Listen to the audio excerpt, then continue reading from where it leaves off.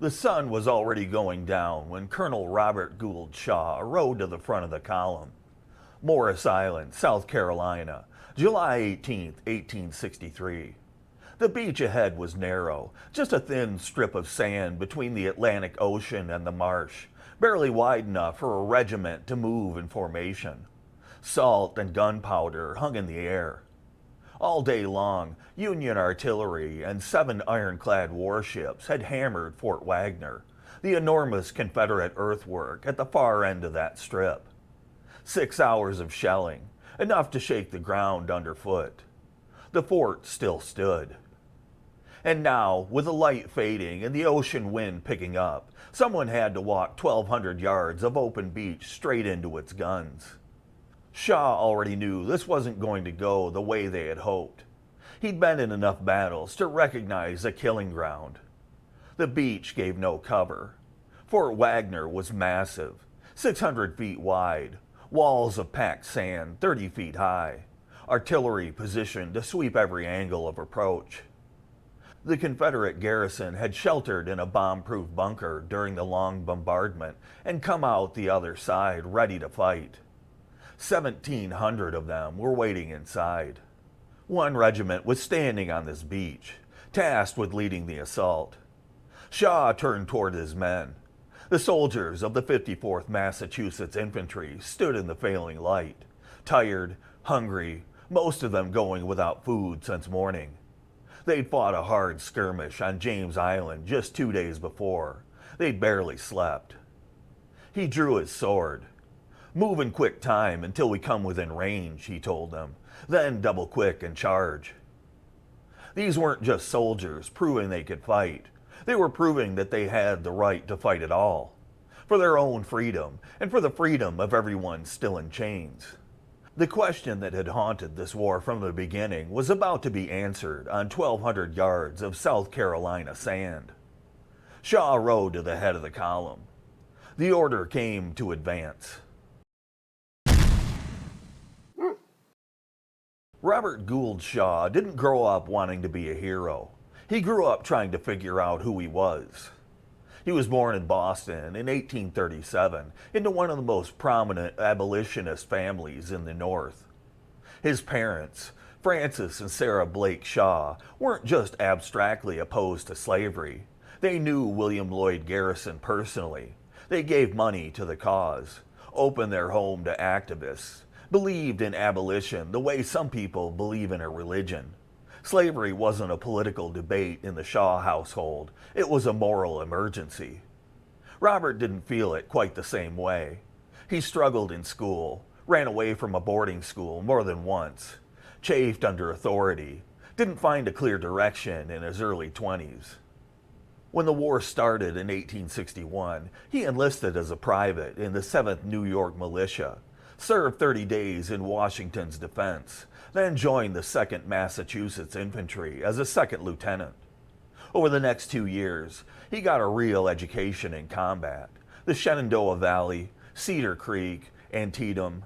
A pocket watch once deflected a bullet that would have seriously wounded him. He was hit at Antietam. He rose to captain. The Army gave him shape.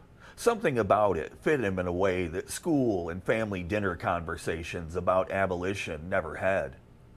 In early 1863, Governor John Andrew of Massachusetts came looking for someone to command the 54th Massachusetts Infantry, the first all-black regiment raised in the North. He sent the offer through Shaw's father. Shaw turned it down. He was loyal to the 2nd Massachusetts, for one thing, but there was something deeper. He'd never really shared his parents' fierce moral conviction about slavery.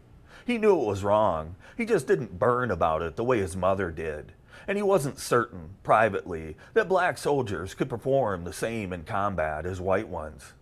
He said no, and then he changed his mind. Maybe it was partly to please his mother. Account suggests he was a significant factor. Maybe something shifted when he seriously considered what it meant to refuse. Whatever moved him, he accepted. Andrew promoted him to colonel. He was 25 years old. He arrived in Boston on February 15, 1863, and began training the 54th. He still had doubts. They weren't going to last. The men who answered the call came from everywhere. Formerly enslaved people who'd run north. Free black men from Massachusetts, Ohio, New York, even Canada. A third had worked as laborers. A quarter had been farmers. There were teamsters, waiters, barbers, seamen, cabinet makers, a dentist, a druggist, fathers who enlisted alongside their sons, brothers who signed up together. Two of the recruits were Lewis and Charles Douglas, sons of Frederick Douglass, who'd heard their father speak about this war their whole lives and put their own bodies behind those words. Shaw ran them hard. He drilled the regiment with the same discipline he'd expect from any unit, and he started writing letters home with a different tone.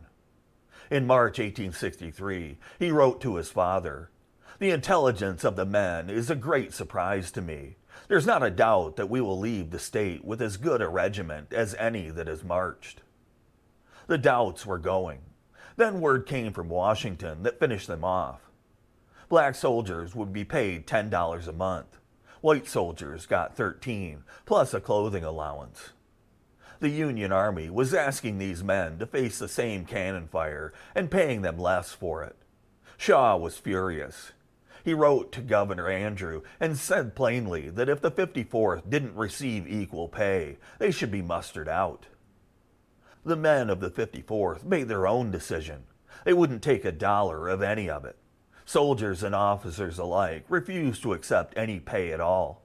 Not $10, not even the state's offer to make up the difference. They held that refusal for over a year, knowing their families were going without, fighting for free while the government argued about whether their service was worth the same as anyone else's. Shaw didn't just support them from a distance. He stood with them. That was the moment the 54th became something more than a regiment. On the morning of May 28, 1863, 20,000 people lined the streets of Boston. The 54th had spent months training at Camp Meigs in Reedville. Now, in full dress uniform, 1,007 black soldiers and 37 white officers formed up on Boston Common for a formal review. Governor Andrew presented the regimental colors. Shaw rode at the head of the column. The crowd wasn't just large, it was loaded with meaning. William Lloyd Garrison stood on a balcony along the route with tears running down his face, one hand resting on a plaster cast of John Brown's head. Frederick Douglass was there, watching his own sons march past. Wendell Phillips was there. These were people who had spent their entire adult lives arguing that this day was possible, that black men would fight for their own freedom if given a real chance. And now, here it was, on a Thursday morning in Boston. The regiment's band played John Brown's Body. The column moved down State Street towards the harbor, passing over the same ground where Crispus Attucks had been shot dead in the Boston Massacre nearly a century before.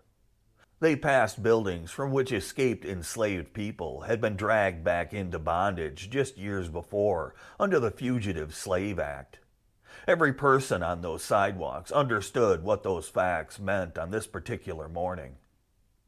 At the close of the ceremonies, Governor Andrews said he didn't know where in all human history, to any given 1,000 men in arms, there had been committed a work at once so proud, so precious, so full of hope and glory.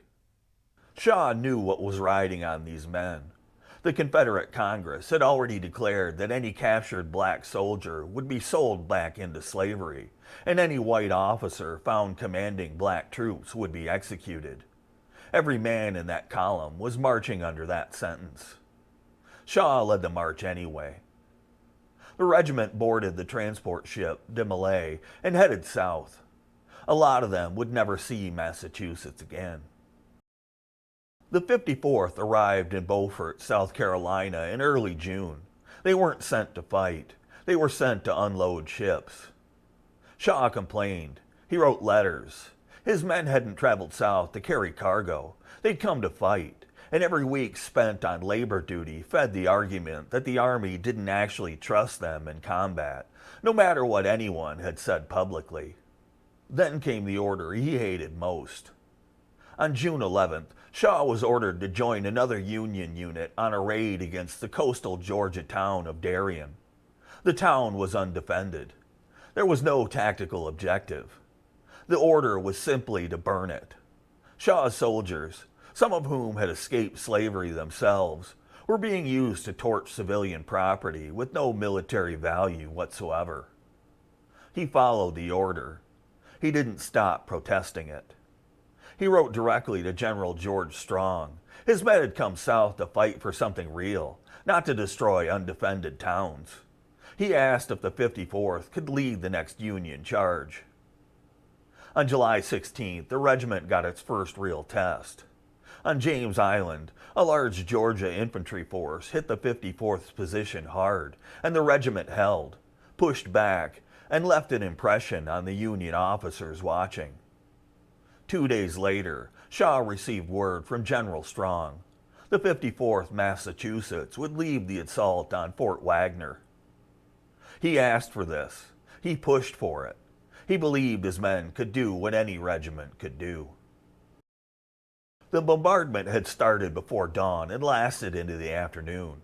7 ironclad warships, 4 land batteries, thousands of shells hammering Fort Wagner from sea and land together. It barely left a mark.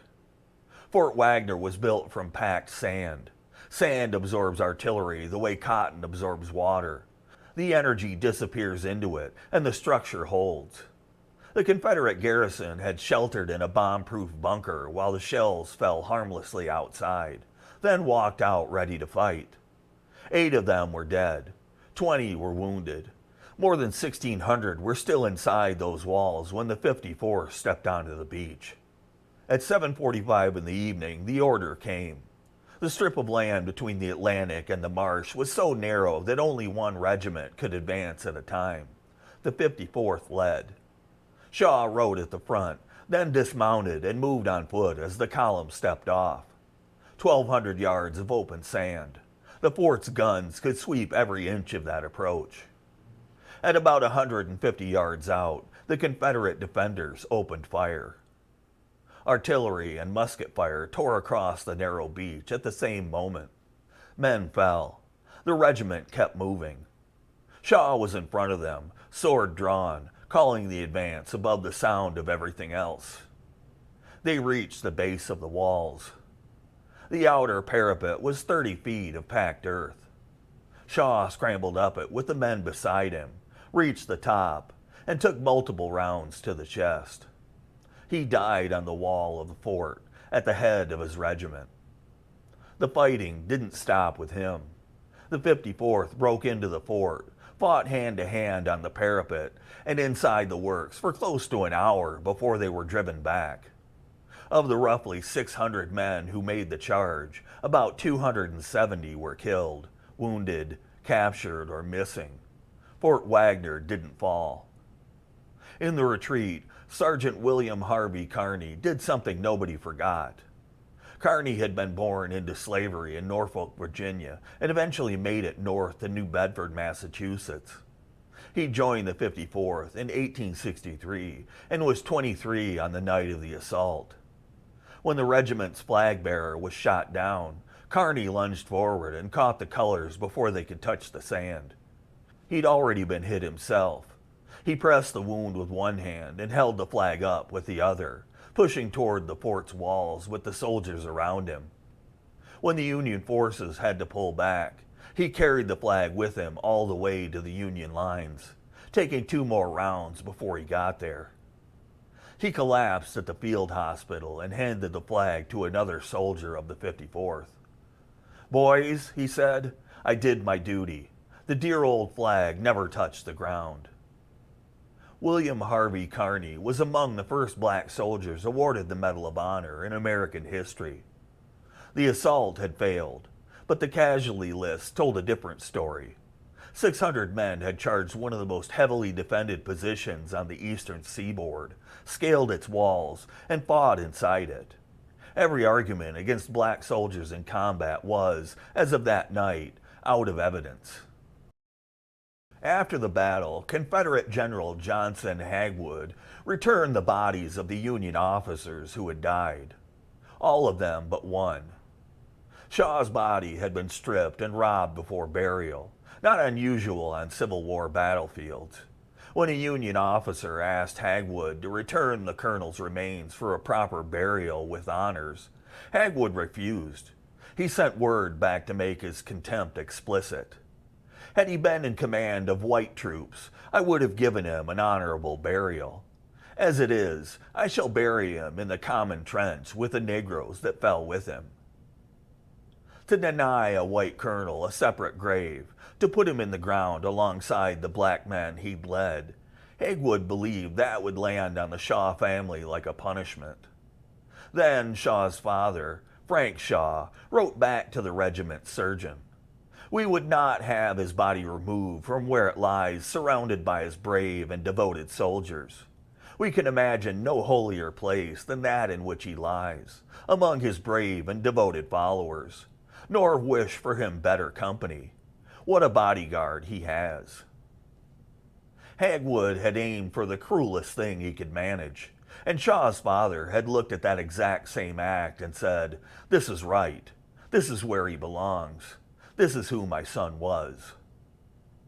Robert Gould Shaw went south to prove that black soldiers deserved to stand alongside white ones, to fight for the same pay and the same cause. He'd refused the pay when it wasn't equal. He'd marched his men through Boston under the threat of execution. He'd put himself at the front of an assault he knew was likely to fail because the men of the 54th had earned the right to prove themselves, and proving that required someone willing to go first. Hagwood had tried to use the shared grave as a final insult. Frank Shaw turned it into the whole point of his son's life. Congress passed equal pay for black soldiers in July 1864. The men of the 54th Massachusetts finally received their back wages that October, more than a year's worth of pay they'd refused to touch while the injustice held. By the end of the war, roughly 180,000 black men had served in the Union Army. The assault on Fort Wagner is part of why that number got as high as it did. It was documented, visible proof that black soldiers would fight, even under conditions designed to make that fight impossible. In 1897, 34 years after Shaw died on that parapet, a memorial was unveiled on Boston Common. The sculptor, Augustus Saint-Gaudens, had spent 14 years on it. Shaw's family had turned down his first design, an equestrian statue, Shaw alone on horseback, the classic hero pose. Too grand, too focused on one man. Saint-Gaudens rebuilt the whole piece. The final version shows Shaw riding alongside his infantry, the soldiers of the 54th marching in high relief at his side. Every face different and individual, all of them looking at something ahead. The 60 veterans of the 54th still alive in 1897 were given the place of honor at the unveiling. The philosopher William James delivered the dedication speech. He said he saw in those figures a single resolution kindled in their eyes, a quality that belonged to every man in that relief, not just the one on the horse. Robert Gould Shaw was 25 years old when he died. He'd been married less than 2 months, commanding the 54th for 5. He went from a captain with private doubts about whether black soldiers could fight, to a colonel who climbed the wall of a fort he wasn't likely to come back down from, because proving that those men's service deserved equal respect was worth whatever it cost. The men he served with were fighting for a country still actively deciding whether they belonged in it at all, refusing their pay until the question got answered correctly, carrying the flag across ground nobody else was willing to cross. That's why the memorial took 14 years, and why the father called the trench holy ground. I'm Dave. Thanks for watching. If this kind of history means something to you, hit subscribe, leave a comment, tell me what this story means to you, and I'll see you in the next one. He's a Dave, dude. Dave's got to stick together. You know what I mean?